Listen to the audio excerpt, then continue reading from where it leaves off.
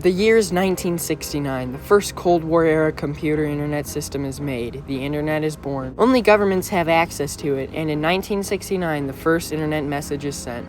Login, and it immediately crashes the entire government computer system.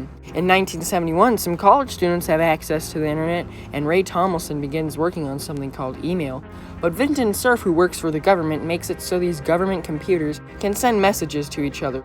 But you can't use this unless you're in the military. But for the rest of the 80s, scientists can send data to each other. In 1991, Tim Berners-Lee has invented the World Wide Web and the very first website.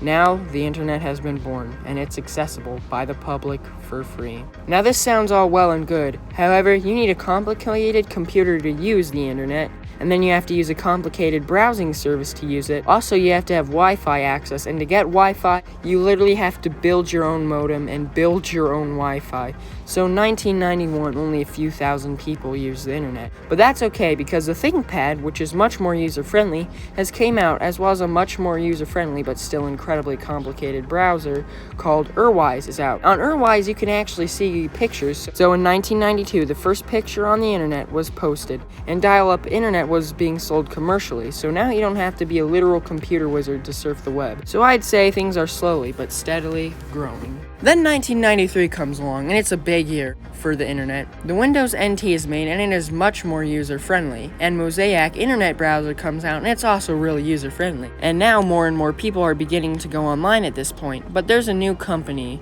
It's called AOL. AOL starts web pages that let you send emails, gives you news, and just makes the internet much more accessible. Then 1994 came along. 1994 was another huge year. Netscape was launched, which was an even more user-friendly than Mosaic, and 11 million Americans now had access to the internet. The first thing was sold too. It was pizza. Hey, you can make a business out of this. So people did. As Yahoo was made, which was a huge juggernaut at the time, unlike today. Also, the first no site was made. Wow, that was quick. Hey, you can make a business out of this. No, don't do that. Also, a bunch of internet businesses start popping up and become worth millions of dollars in days. Some companies just add .com to the end of their businesses, and I kid you not, it would actually make that company more valuable sometimes. Sometimes companies wouldn't even have a working product, but if it had .com in the name, the stocks would rise to the moon. You know, you could probably see where this is going. A lot of these companies were bankrupt and poor, and yet their stock prices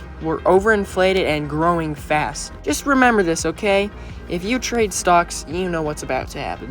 Then 1995 comes. 1995 is a huge year. Amazon opens up business, the Windows 95 computer is released, which is super user-friendly, and Internet Explorer is released, which is super user-friendly. Netscape no longer dominates 90% of the browser market, but only about 67% now. The first online dating site is launched, and the first version of Flash is made, which will start up Flash games, which will be huge to the internet later on. And 18 million Americans are using the internet overall. 1995 really kicked off the start of the internet. It's now 1996. 20 million Americans are now on the internet. Sony enters the computer market with the brand new future computer.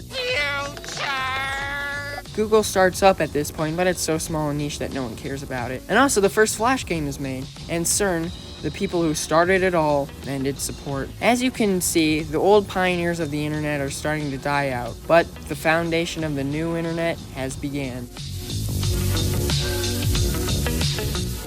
1998, boom, the Windows 97, released in 1998, was released, which is super user-friendly. It's also released by the iMac, but Apple fanboys don't exist right now, so no one cares. Probably the most popular and important computer code language is invented. Its name is Java. Half-Life was made, which is an extremely popular game, and it also pioneered the road for future games like it on the internet. Internet Explorer now passed Netscape as the most popular computer browser, and the floppy disk is made. 1999. Wikipedia is launched, which is huge, and we now have flash drives.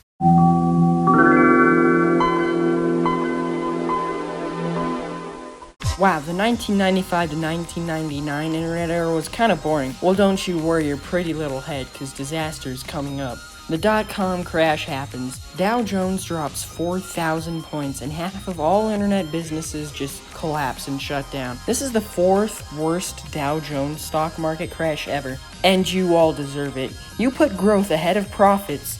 What did you expect? A bubble not to form? You deserve this for being so dumb, and now 50% of internet businesses are gone. But this video is dragging on so long, so I'll make a part 2 if this gets popular enough.